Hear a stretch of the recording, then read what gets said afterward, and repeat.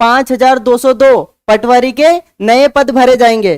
तो इसी चीज को टारगेट करते हुए एमपी पटवारी की वैकेंसी के लिए ही हम लोगों ने आप लोगों के लिए एक सुपर फास्ट और बेहतरीन एक क्लास लाए हैं।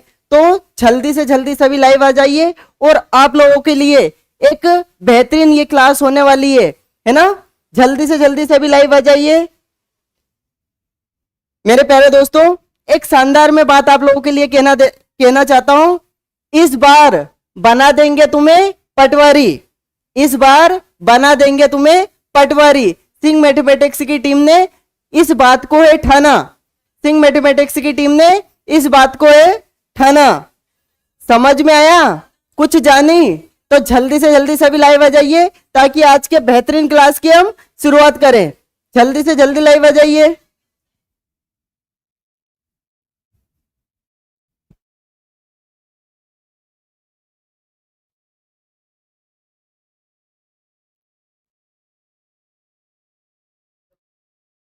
ठीक है, तो आर के प्रजापति जी बहुत बढ़िया। आज का जो पहला क्वेश्चन हमारी आंखों के सामने, और ये सारे के सारे क्वेश्चन एमपी पटवारी में पूछे गए क्वेश्चन है।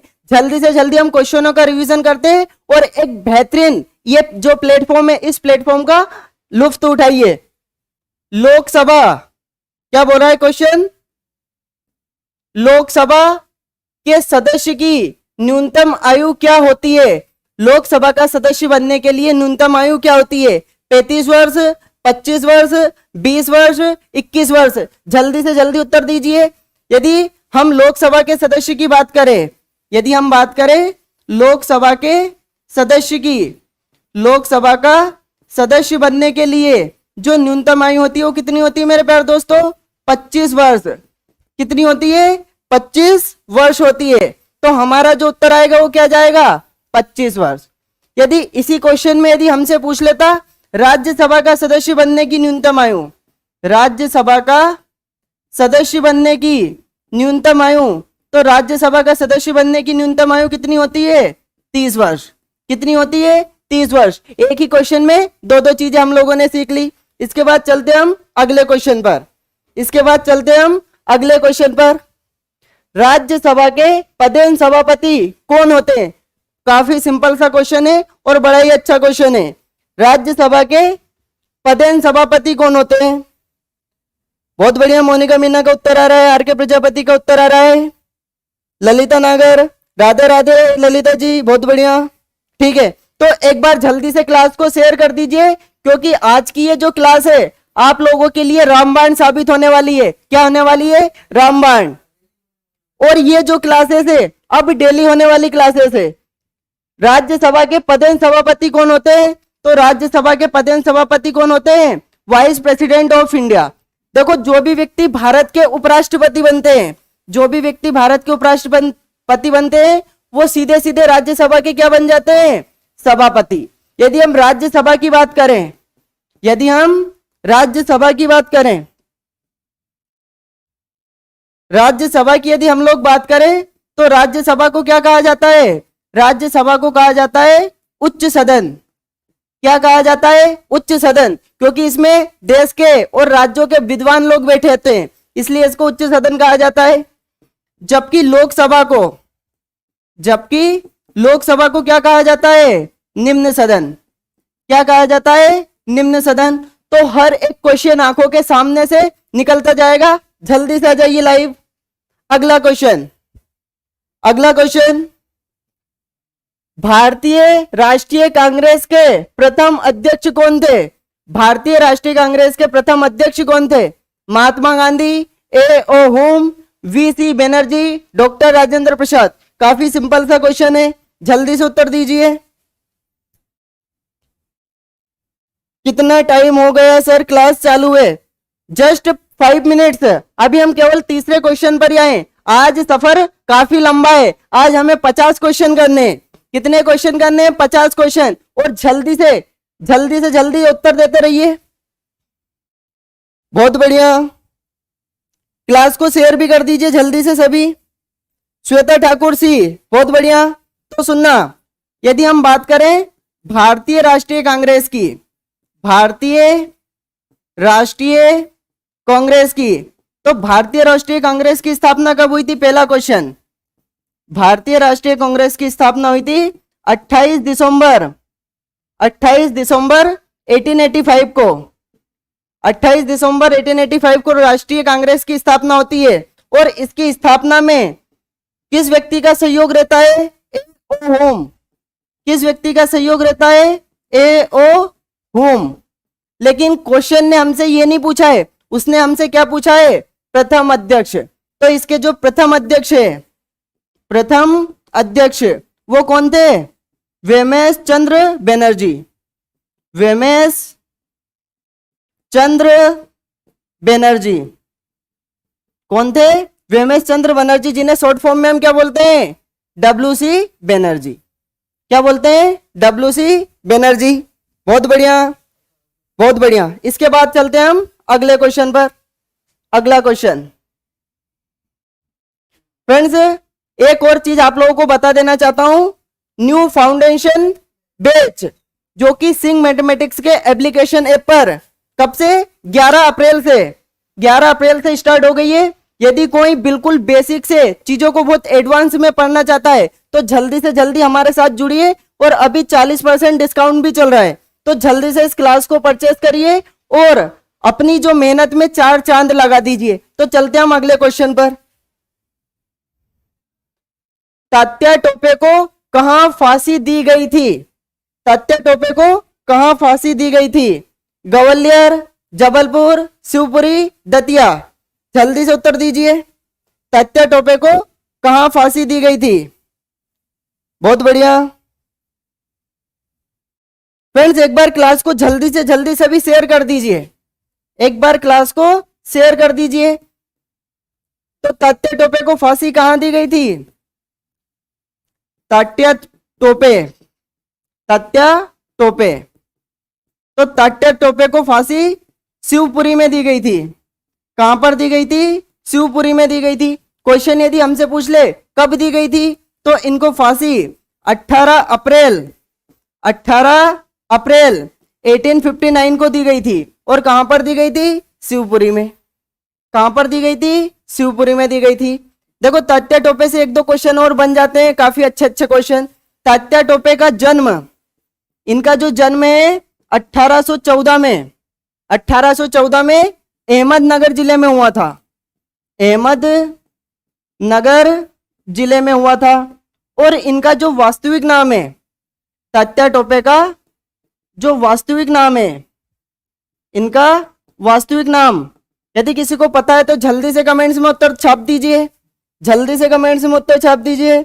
मोनिका यादव जी का बहुत बढ़िया, गुड इवनिंग मोनिका जी, गुड इवनिंग, बहुत बढ़िया। रामचंद्र पांडुरंग, क्या था इनका वास्तविक नाम? रामचंद्र पांडुरंग। तो बिल्कुल एक भी क्वेश्चन हम स्किप नहीं करेंगे और काफी अच्छे से चीजों को कवर करते चलेंगे। तो कहां पर फांसी दी गई थी? शिवपुरी में दी गई थी। कब दी गई थी? 18 अप्रैल 1859 को दी गई थी। जन्म कब हुआ? 1814, अहमदनगर जिले में। इनका वास्तविक नाम था रामचंद्र पांडुरंग। इसके बाद आते हैं हम अगले क्वेश्चन पर। बिठूर किस स्वतंत्रता संग्राम सेनानी के लिए प्रसिद्ध है? बिठूर, ये वही वाला बिठूर है, कानपुर के पास वाला बिठूर। रानी लक्ष्मीबाई के लिए, भगत सिंह के लिए, तात्या टोपे के लिए, नाना साहब पेशवा के लिए। जल्दी से उत्तर चिपका दीजिए। बहुत बढ़िया, गुड इवनिंग हेमा, बहुत बढ़िया। जल्दी से उत्तर दे दीजिए। देखो, यदि हम बात करें बालाजी बाजीराव की, किसकी बात करें हम? बाजीराव द्वितीय की। बाजीराव द्वितीय ये कब पेशवा बनते हैं? तो बाजीराव द्वितीय पेशवा बनते हैं 1796 में।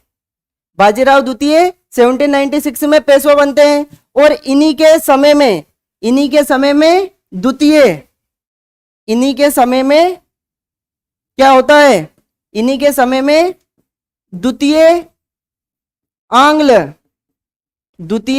आंग्ल मराठा युद्ध होता है। और ये कब से कब होता है? 1803 से 1806 के बीच में। और इन्हीं के समय तृतीय आंग्ल मैसूर युद्ध होता है। तृतीय आंग्ल मराठा युद्ध। और ये कब होता है?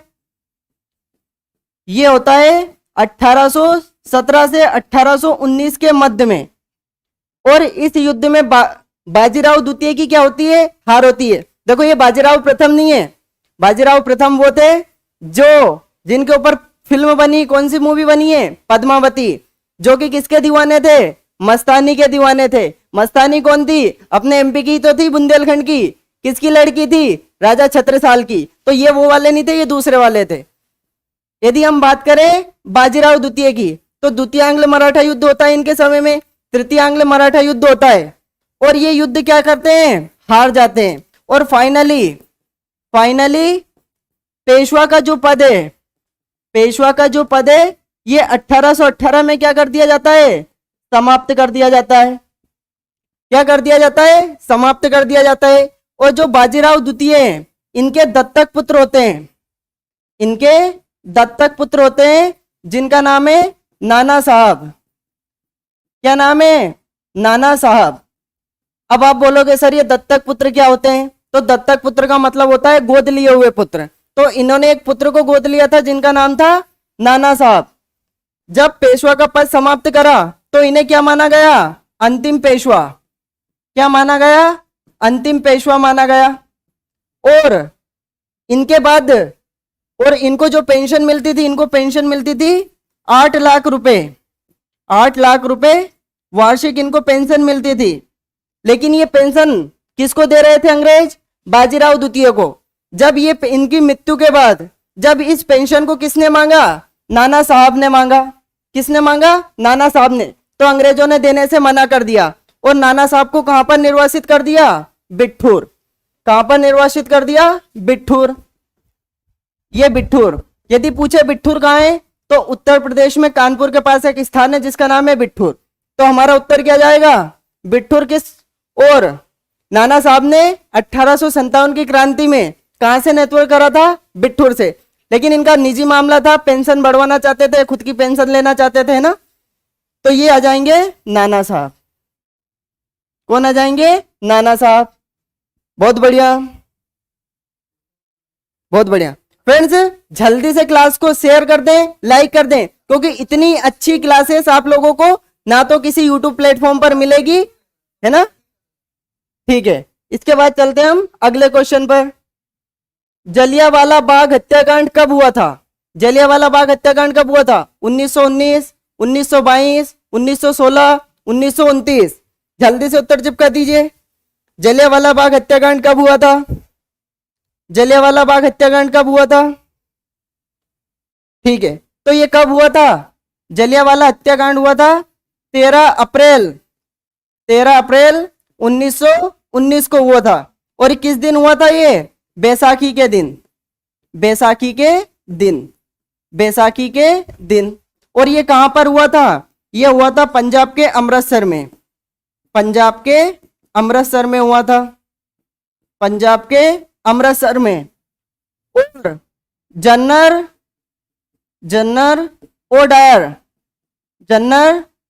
ओडायर ने क्या कर दिया था? यहां पर गोली चलाने के आदेश दिए थे। क्या करा था? गोली चलाने के आदेश दिए थे। तो ये कब हुआ था? 13 अप्रैल 1919 को। तो उत्तर क्या जाएगा? 13 अप्रैल 1919। बहुत बढ़िया, ठीक है। इसके बाद चलते हैं हम अगले क्वेश्चन पर। अगला क्वेश्चन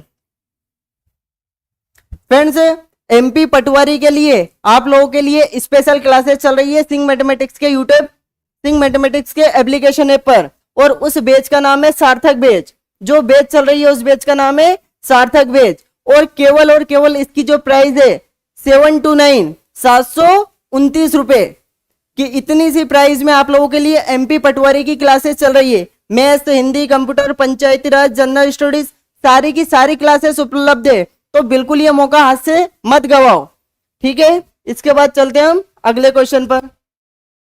फ्रंटियर गांधी के नाम से कौन प्रसिद्ध था? फ्रंटियर गांधी के नाम से कौन प्रसिद्ध था? रियाकत अली, मोहम्मद अली जिन्ना, खान अब्दुल गफ्फार खान या सुख अब्दुल्ला। तो फ्रंटियर गांधी की बात करें, इनके नाम से कौन प्रसिद्ध थे? खान अब्दुल गफ्फार खान। खान अब्दुल गफ्फार खान। इन्हें क्या कहा जाता था? सीमांत गांधी, सीमांत गांधी, या इन्हीं का नाम क्या था? Frontier Gandhi, frontier Gandhi, frontier Gandhi. Friends एक बार क्लास को जल्दी से शेयर कर दो, जल्दी से क्लास को शेयर कर दे और जल्दी से जल्दी सभी लाइव आ जाइए, क्योंकि बहुत ही शानदार क्लास चल रही है आप लोगों के लिए। इसके बाद चलते हैं हम अगले क्वेश्चन पर। बहुत बढ़िया, ठीक है। संविधान की प्रस्तावना में, संविधान की प्रस्तावना में समाजवादी एवं पंथ निरपेक्ष जैसे नए शब्द किस संविधान संशोधन के द्वारा जोड़े गए? 32वें संविधान संशोधन, 36वें, 41वें, 42वें? जल्दी से उत्तर दीजिए। बहुत बढ़िया, सभी को उत्तर आ रहे हैं, बहुत बढ़िया। तो यदि संविधान की प्रस्तावना की बात करें हम, तो समाजवादी, समाजवादी, पंथ निरपेक्ष, समाजवादी, पंथ निरपेक्ष, और एक शब्द जोड़ा गया था, उसका नाम था अखंडता। ये जो तीनों के तीनों शब्द है, ये किस संविधान संशोधन के द्वारा जोड़े गए थे? 42वें संविधान संशोधन, 42 कॉन्स्टिट्यूशन अमेंडमेंट 1976 के द्वारा जोड़े गए थे। तो उत्तर क्या जाएगा? श्वेता ठाकुर का आ रहा है डी, बहुत बढ़िया। अंतिम का आ रहा है, बहुत बढ़िया, शानदार। तो क्या जाएगा? डी, 42वें संविधान संशोधन के द्वारा जोड़े गए थे। इसके बाद चलते हैं हम अगला क्वेश्चन। गांधी जी का दांडी सत्याग्रह किस कानून के विरुद्ध था? नमक कानून, रोलेट एक्ट, शारदा एक्ट, भारत सरकार अधिनियम। अर्थात गांधी जी का ये जो दांडी सत्याग्रह था, ये किस कानून के विरोध में उन्होंने दांडी सत्याग्रह की शुरुआत की थी? जल्दी से उत्तर दीजिए। बहुत बढ़िया, ठीक है, बहुत बढ़िया। इति जी का आ रहा है नमक, बहुत बढ़िया, ठीक है। यदि हम बात करें गांधी जी की, बहुत बढ़िया, यदि बात करें हम, तो 12 मार्च 1930 को गांधी जी ने कौन सी यात्रा प्रारंभ की थी? दांडी यात्रा। कौन सी यात्रा प्रारंभ की थी? दांडी यात्रा प्रारंभ की थी। और 6 अप्रैल 1930 को गांधी जी ने दांडी सत्याग्रह के द्वारा किस कानून को तोड़ा था? नमक कानून को। किस कानून को तोड़ा था? नमक कानून को तोड़ा था। तो जो हमारा आंसर है वो क्या जाएगा? नमक कानून। क्या जाएगा? नमक कानून। बहुत बढ़िया। इसके बाद चलते हैं हम अगले क्वेश्चन पर। अगला क्वेश्चन, चचाई जलप्रपात किस जिले में है? जो चचाई जलप्रपात है किस जिले में है? रीवा में, गुना में, झाबुआ में, शहडोल में? जल्दी से उत्तर चिपका दीजिए।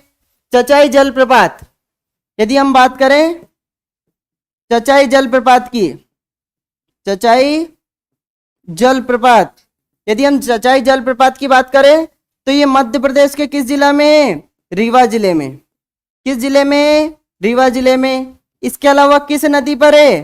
तो ये बिहड़ नदी पर। किस नदी पर है? बिहड़ नदी पर। और क्या खासियत है इसकी? मध्य प्रदेश का दूसरा सबसे ऊंचा जलप्रपात है। मध्य प्रदेश का दूसरा ऊंचा जलप्रपात। ऊंचा जलप्रपात। यदि इसकी हाइट की बात करें तो हम कितनी है? 130 मीटर। 130 मीटर। तो ये किस जिले में है? रीवा जिले में। किस जिले में? रीवा जिले में। यदि मध्य प्रदेश का यदि सबसे ऊंचा जलप्रपात की बात करें, सबसे ऊंचा जलप्रपात, तो मध्य प्रदेश का सबसे ऊंचा जलप्रपात कौन सा जाएगा? बहुटी जलप्रपात। बहुटी जलप्रपात। और ये भी किस जिले में है? रीवा जिले में। रीवा जिले में।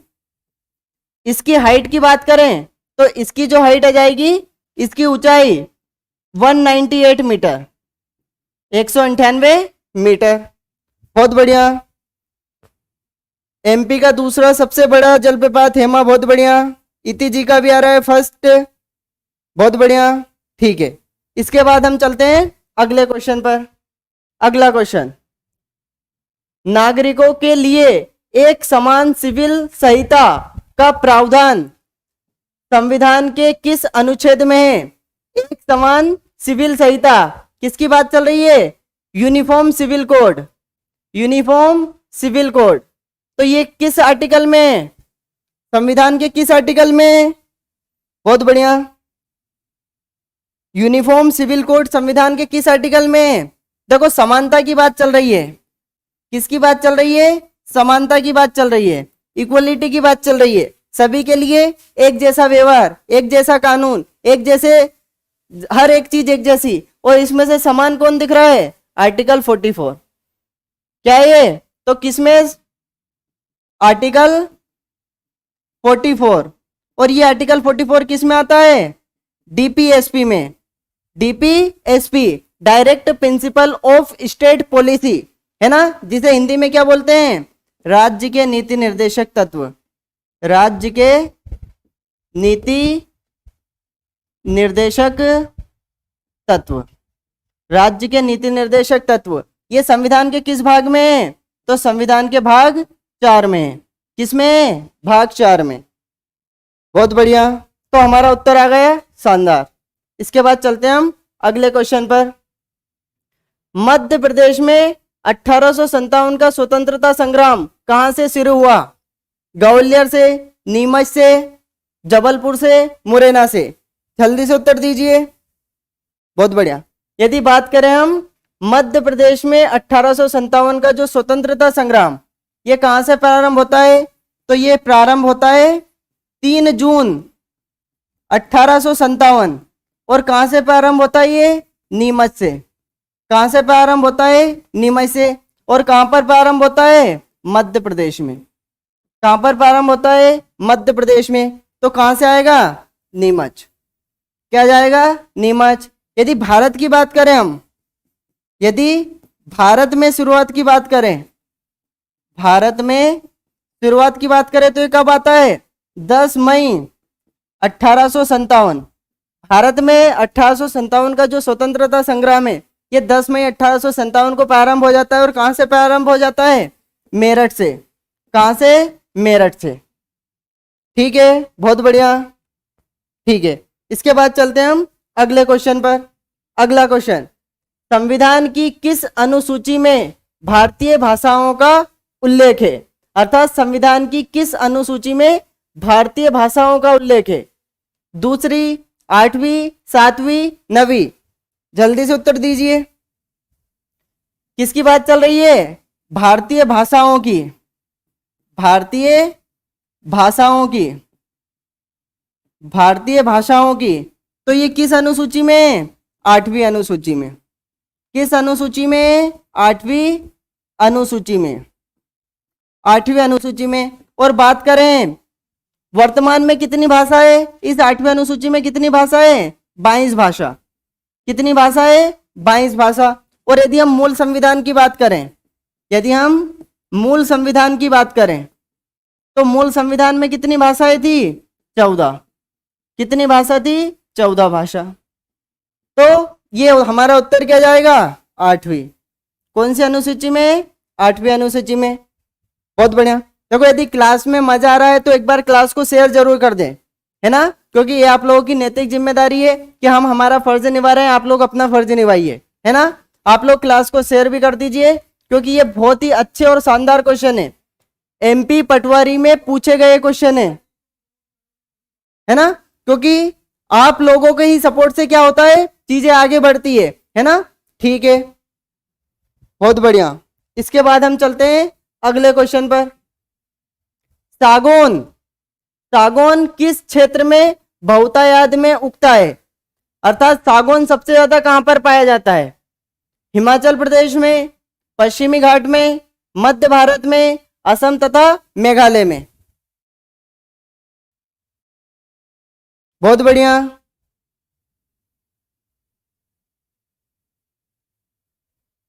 बहुत बढ़िया।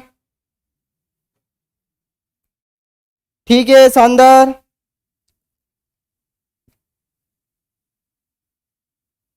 बहुत बढ़िया। कहां पर पाए जाते हैं? देखो, यदि भारत में सबसे ज्यादा सागौन की बात करें, भारत में सर्वाधिक, भारत में सर्वाधिक सागौन कहां पर पाए जाते हैं? तो कहां पर पाए जाते हैं? यदि हम भारत में सर्वाधिक सागौन की बात करें, सागौन के पेड़, यहां सागौन कहां पर पाया जाता है? तो मध्य प्रदेश में। कहां पर पाया जाता है? मध्य प्रदेश में। ऑप्शन में देखो मध्य प्रदेश नहीं है, तो क्या जाएगा? मध्य भारत। क्या जाएगा? मध्य भारत। बहुत बढ़िया, बहुत बढ़िया, शानदार। इसके बाद चलते हैं हम अगले क्वेश्चन पर। अगला क्वेश्चन, पंचमढ़ी किस पर्वत श्रृंखला पर स्थित है? विंध्याचल, सतपुड़ा, अरावली, नीलगिरी। जल्दी से उत्तर दीजिए, पंचमढ़ी किस पर्वत श्रृंखला पर स्थित है? गुड।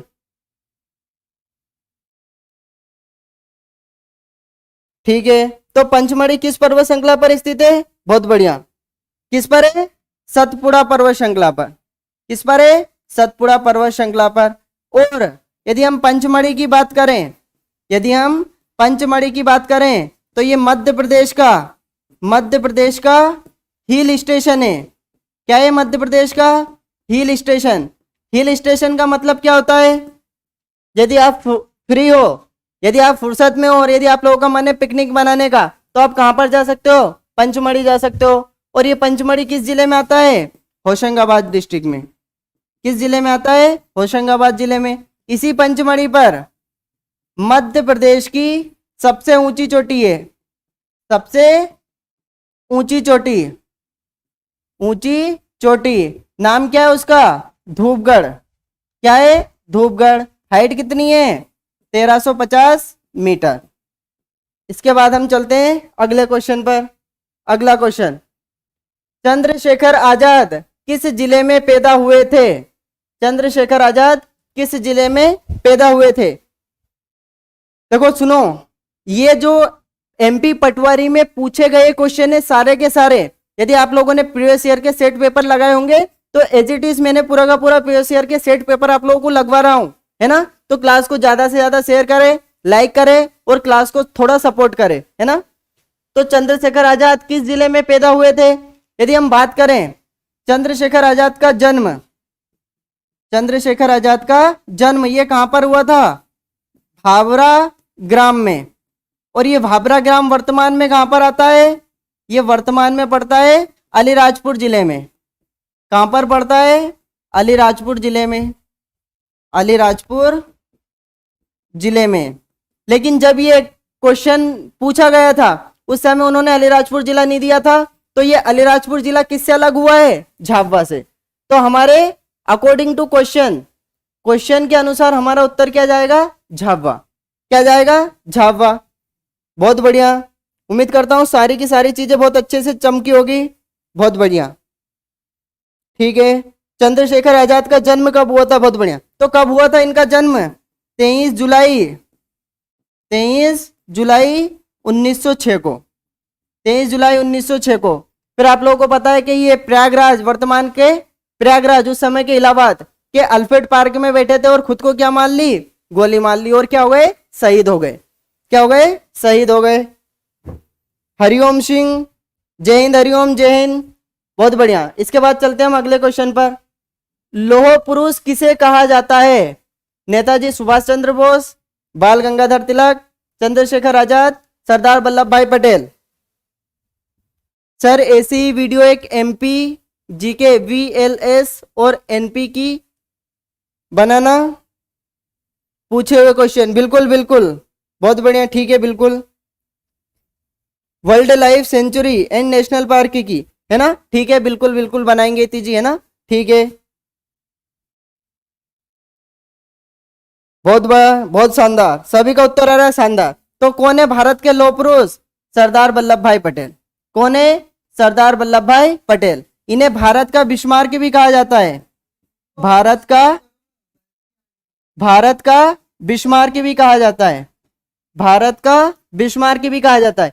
देखो मैं आप लोगों को चीजें बहुत अच्छे से सारी चीजें बता रहा हूं, और यदि आप हमारा सपोर्ट करोगे, आप क्लास को शेयर करोगे, क्लास को लोगों तक पहुंचाओगे, तो हम ऐसी ही क्लासेस डेली लेकर आएंगे। ये कोई एक दिन की बात नहीं है। जब तक आप लोगों का पटवारी निकल नहीं जाता, जब तक हम आप लोगों का साथ बिल्कुल नहीं छोड़ेंगे, क्योंकि सिंह मैथमेटिक्स के परिवार ने इस बार ठान ली है इस बार बना देंगे तुम्हें पटवारी। सिंह मैथमेटिक्स के परिवार ने ये बातें ठानी। समझ में आया कि नहीं आया, कुछ जानी? समझ में आया तो आ जाओ अगले क्वेश्चन पर। अगले क्वेश्चन पर, भारत छोड़ो आंदोलन किस दिन प्रारंभ हुआ? भारत छोड़ो आंदोलन किस दिन प्रारंभ हुआ? बहुत बढ़िया, 9 सितंबर 1941, 9 सितंबर 1943, 9 सितंबर 1942, 9 अगस्त 1942। जल्दी से उत्तर दीजिए। हम तो रोज करते हैं शेयर, जो भी क्लासेस होती है सब अभी भी कर दिए। बहुत बढ़िया, ठीक है ठीक है ठीक है। इस क्वेश्चन का उत्तर दीजिए जल्दी से जल्दी सभी, है ना?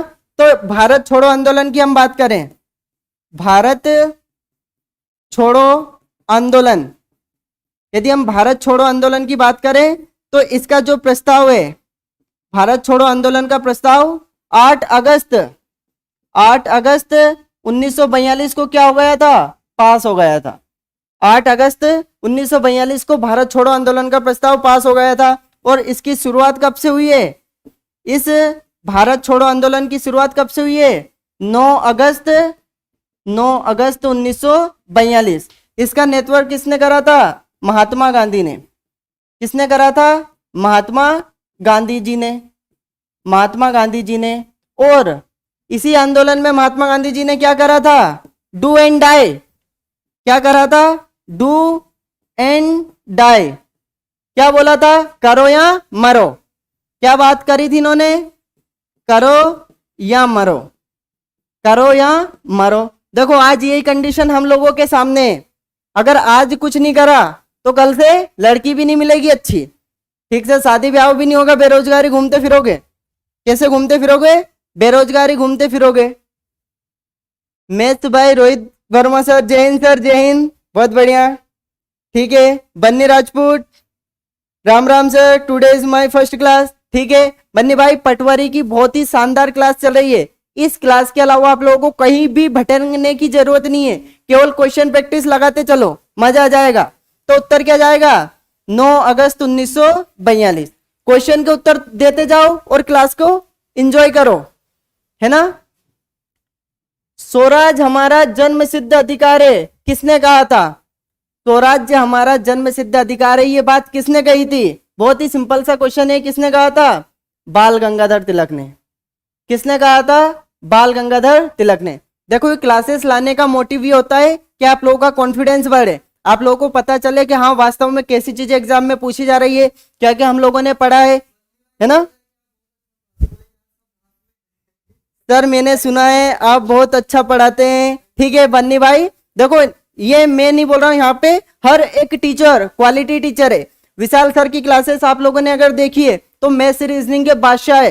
संजय सर की अगर बात करें तो जीके जीएस की बहुत शानदार क्लासेस लेते हैं, करंट अफेयर्स की उनकी क्लासेस चल रही है। इसके अलावा कंप्यूटर की क्लास हो, साइंस की क्लास हो, और आपके प्यारे मनीष सर तो क्लास लेते ही है ना? बहुत बढ़िया सर, मैं पवन हूं, आपसे एक बार कॉल पे बात करी थी। अच्छा ठीक है पवन भाई, ठीक है। तो इसके बाद हम चलते हैं अगले क्वेश्चन पर। महात्मा गांधी का जन्म किस वर्ष हुआ था? बताओ महात्मा गांधी जी का जन्म किस वर्ष हुआ था? ये सब पटवारी में पूछे गए क्वेश्चन है, मैं अपनी तरफ से कुछ लेके नहीं आया, ये सब पटवारी में पूछे गए क्वेश्चन है। बहुत बढ़िया।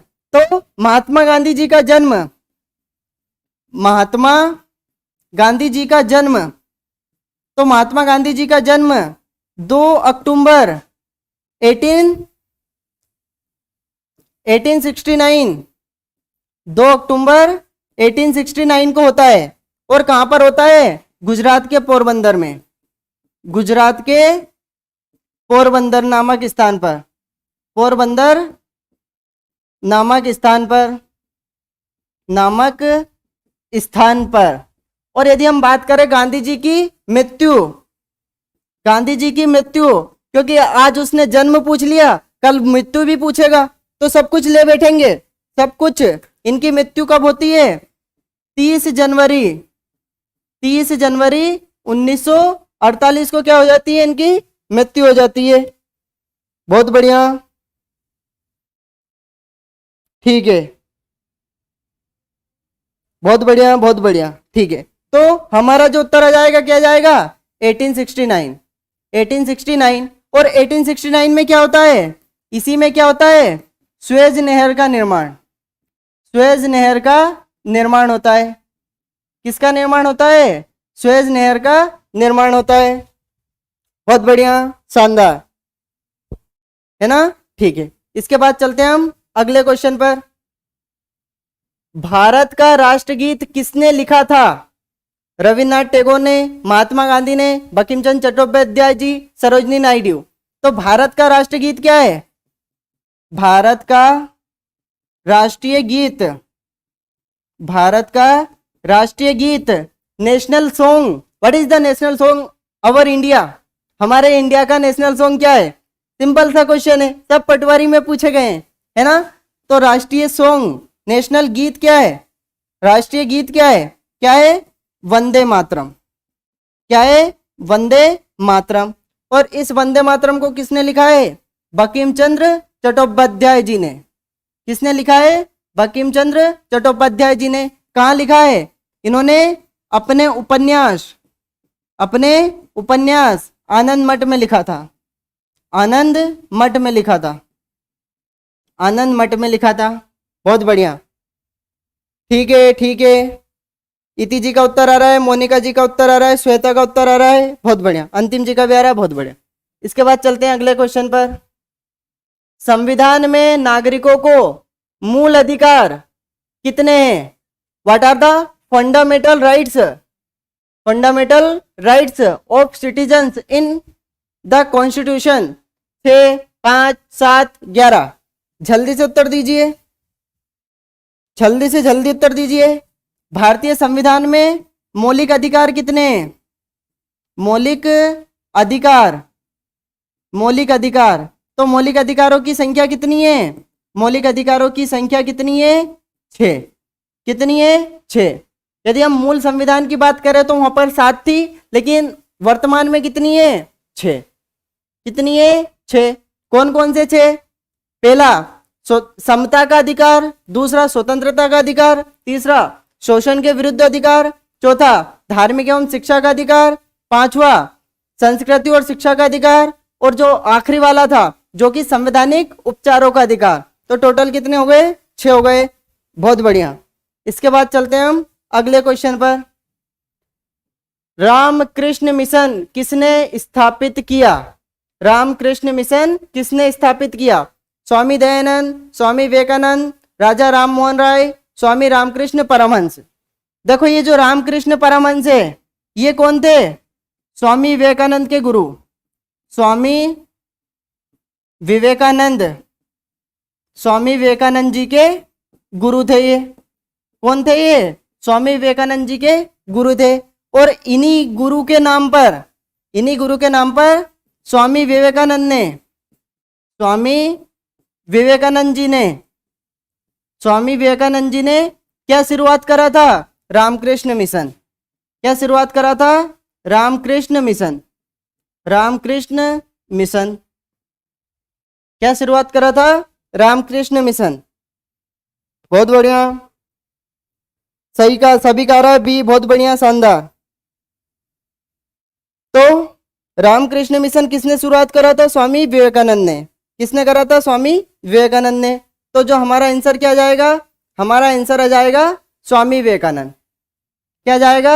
स्वामी विवेकानंद। स्वामी विवेकानंद के गुरु कौन थे? रामकृष्ण परमहंस। और इनके नाम पर स्वामी विवेकानंद ने रामकृष्ण मिशन की शुरुआत करी थी। और कब शुरुआत करी थी? 1897 में। 1897 में इन्होंने क्या करी थी? शुरुआत करी थी। और कहां से करी थी? बेल्लूर नामक स्थान से। बेल्लूर से इन्होंने शुरुआत करी थी। ठीक है, इसके बाद चलते हैं हम अगले क्वेश्चन पर। सुभाष चंद्र बोस द्वारा गठित सेना का क्या नाम था? स्वतंत्र हिंद फौज, भारतीय आजादी फौज, आजाद हिंद फौज, भारतीय राष्ट्रीय फौज। सुभाष चंद्र बोस ने, बहुत बढ़िया मोनिका मीना, 1897। बहुत बढ़िया,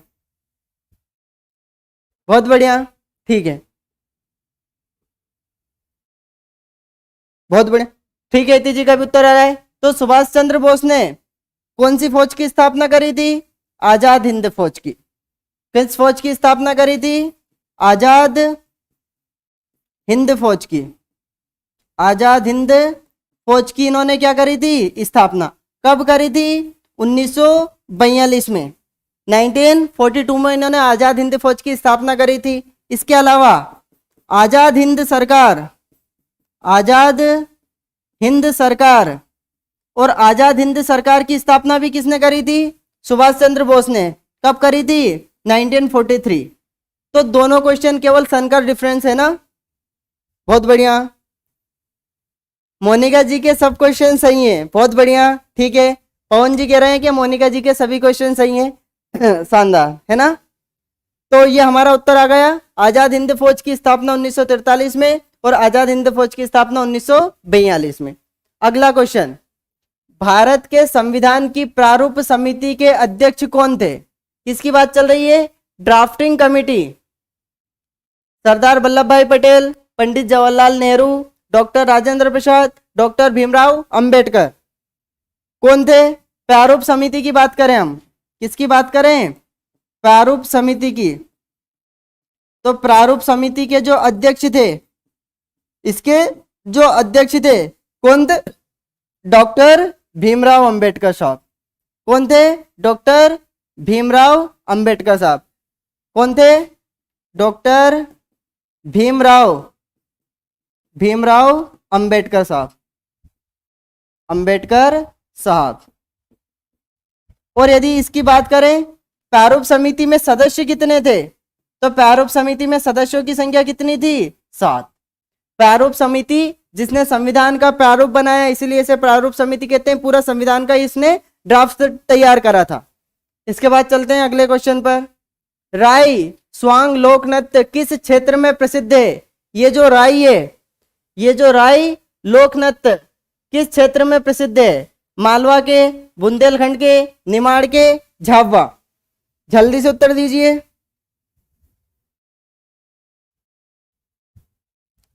ठीक है, जल्दी से उत्तर दीजिए इसका। तो ये किस क्षेत्र में प्रसिद्ध है? राई बुंदेलखंड के। किस क्षेत्र में प्रसिद्ध है? बुंदेलखंड के। देखो ये रिवीजन चल रहा है आप लोगों का। इसके पहले मैंने बहुत सारी क्लासेस ली हैं, हर एक चीज को बहुत बारीकी से पढ़ाया, बहुत अच्छे से पढ़ाया, सब कुछ डिफाइन कर करके पढ़ाया है ना। ठीक है, इसके बाद चलते हैं हम अगले क्वेश्चन पर। उस्ताद अलाउद्दीन खान किस स्थान से संबंधित थे? किसकी बात चल रही है? उस्ताद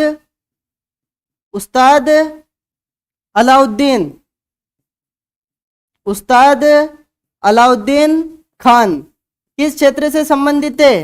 यदि हम बात करें उस्ताद अलाउद्दीन संगीत पीठ, यदि इनकी हम बात करें संगीत पीठ, इनकी जो संगीत पीठ कहां पर है? मेहर में। कहां पर है? मेहर, जिसे आप मैयर माता के नाम से भी जानते हो। और ये किस जिले में आता है? सतना जिले में। किस जिले में आता है? सतना जिले में। तो ये कहां से संबंधित है? मेहर। कहां से संबंधित है? मेहर। कहां से संबंधित है? मेहर। उस्ताद अलाउद्दीन खान ये कौन थे? ये एक प्रसिद्ध सरोद वादक थे। कौन थे ये प्रसिद्ध सरोद वादक? कौन थे ये? एक सरोद वादक थे। बहुत बढ़िया, बहुत बढ़िया, शानदार। देखो एक बार क्लास को बहुत अच्छे से सभी शेयर कर दे, क्योंकि बहुत ही शानदार क्लासेस आप लोगों के लिए चल रही है ना। तो जल्दी से एक बार क्लास को शेयर कर दीजिए, जल्दी से जल्दी, ताकि और लोगों को पता चल सके कि वास्तव में क्लासेस बहुत अच्छी चल रही है। इसके बाद चलते हैं अगले क्वेश्चन पर। मुश्ताक अली किस खेल से संबंधित थे?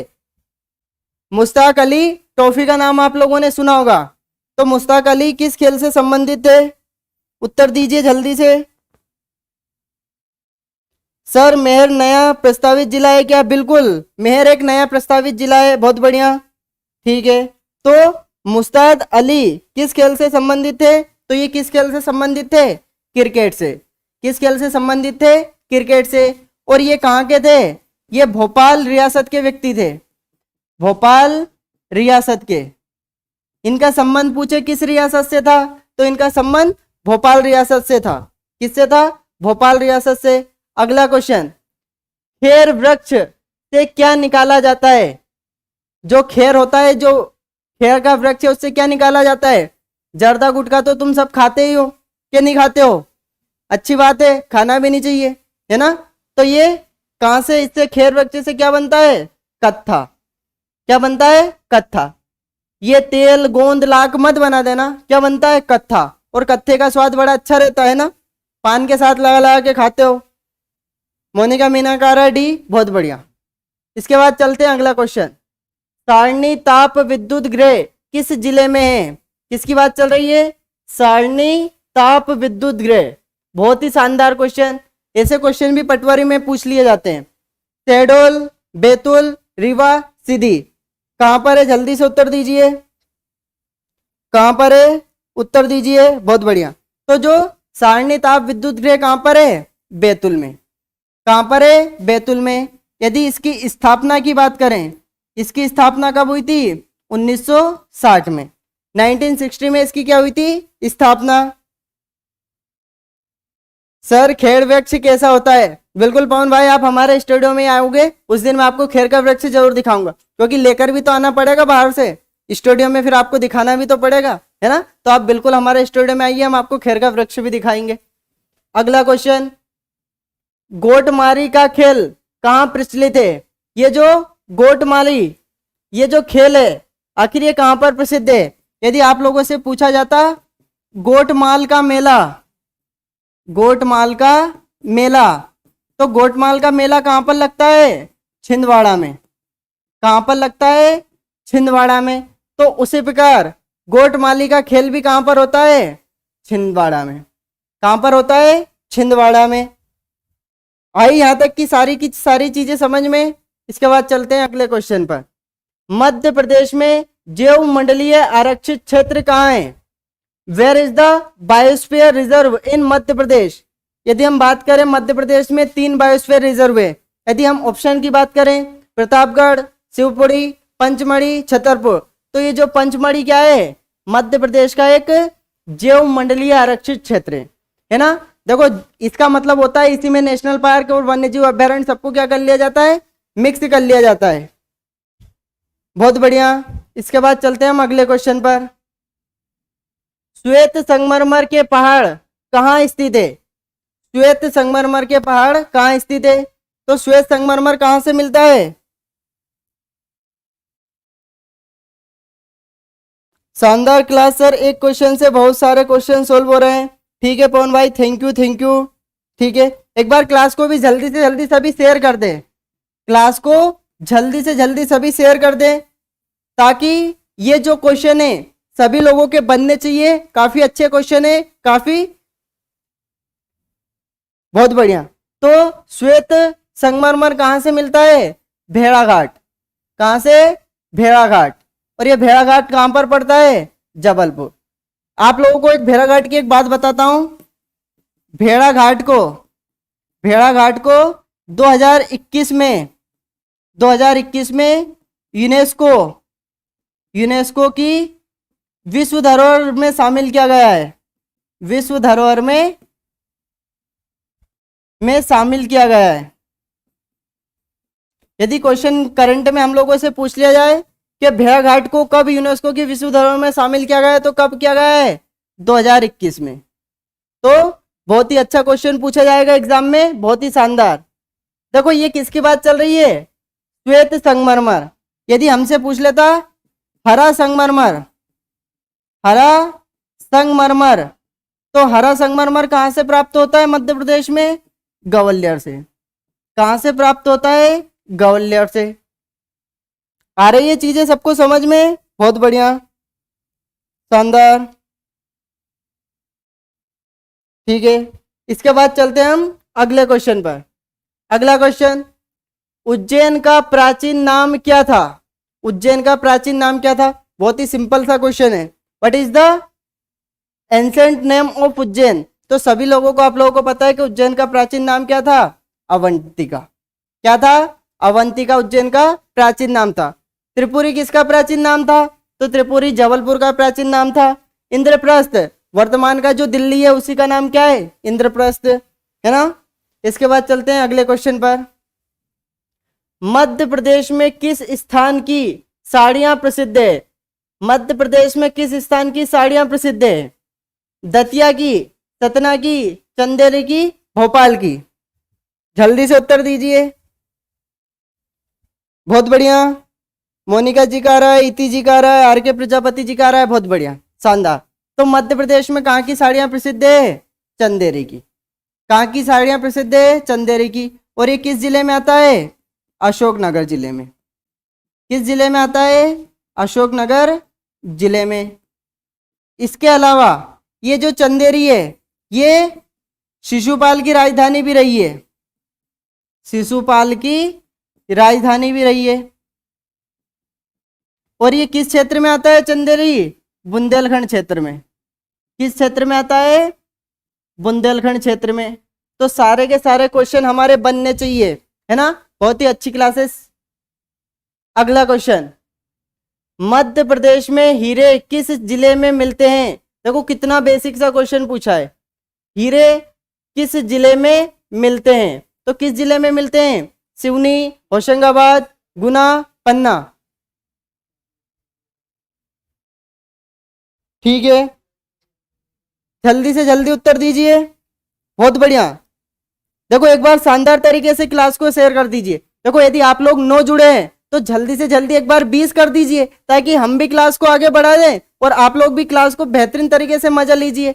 देखो इसके बाद आप लोगों को बता देना चाहता हूं, विशाल सर की मैथ्स की क्लास बहुत ही शानदार। एमपी पटवारी में पूछे गए जितने भी क्वेश्चन है, सारे के सारे क्वेश्चनों का संग्रह एक ही चैनल पर, सिंह मैथमेटिक्स के यूट्यूब प्लेटफॉर्म पर डिफरेंट डिफरेंट क्वेश्चन मिलेंगे आप लोगों को, चाहे मैथ्स हो, एमपीजी के हो, जनरल स्टडीज हो, कंप्यूटर हो, हिंदी, सब चीज की क्लासेस लगेगी। केवल आप जुड़े रहिए।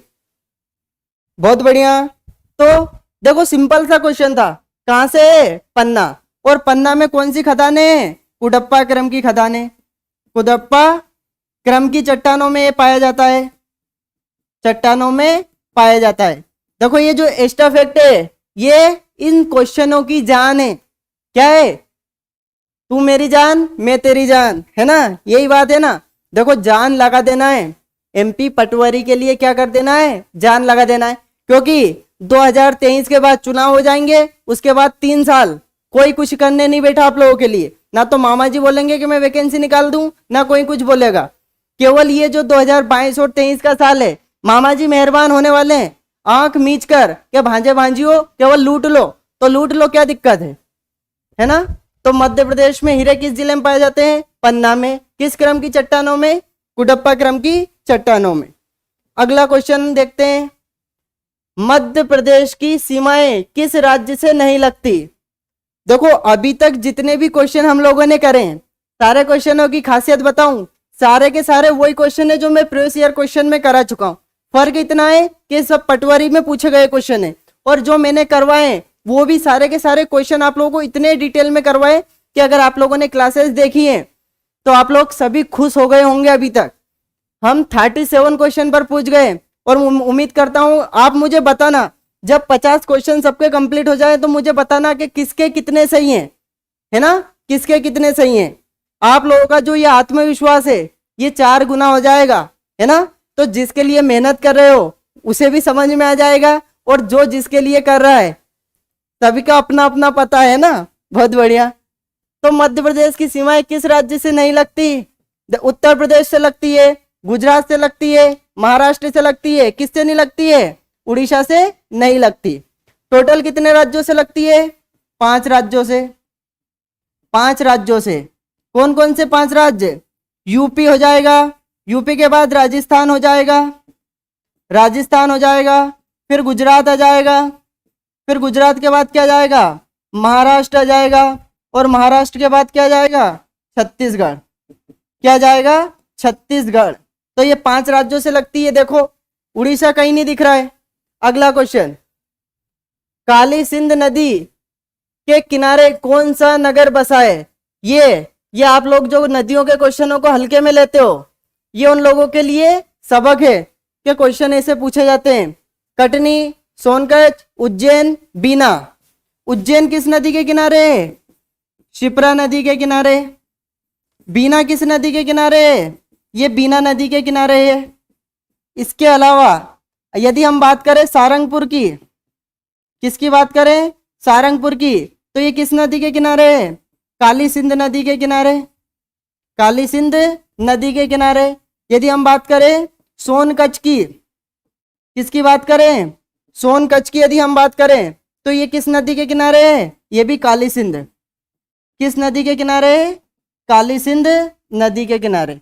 तो हमारा जो उत्तर क्या जाएगा, सोनकच्छ, क्या जाएगा, सोनकच्छ। अगला क्वेश्चन, किस रेलगाड़ी को ISO 9001 गुणवत्ता प्रमाणीकरण मिला है, विच train goat the ISO quality certification, Bhopal express, Malwa express, बिना पैसेंजर, अमरकंटक एक्सप्रेस। मध्य प्रदेश की, मध्य प्रदेश की, मध्य प्रदेश की पहली, मध्य प्रदेश की पहली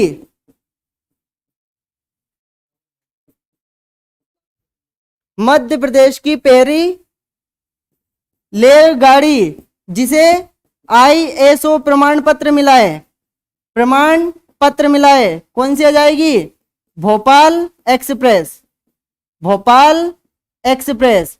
और यदि हमसे बात करता ISO प्रमाण पत्र, प्रमाण पत्र प्राप्त रेलवे स्टेशन की बात करता, किसकी बात करता, रेलवे स्टेशन की, तो ये कौन सा आ जाता, Habibganj, Habibganj railway station, railway station.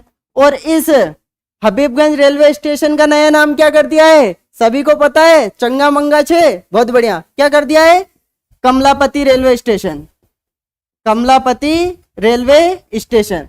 तो हमारा उत्तर क्या जाएगा, भोपाल एक्सप्रेस, क्या जाएगा, भोपाल एक्सप्रेस।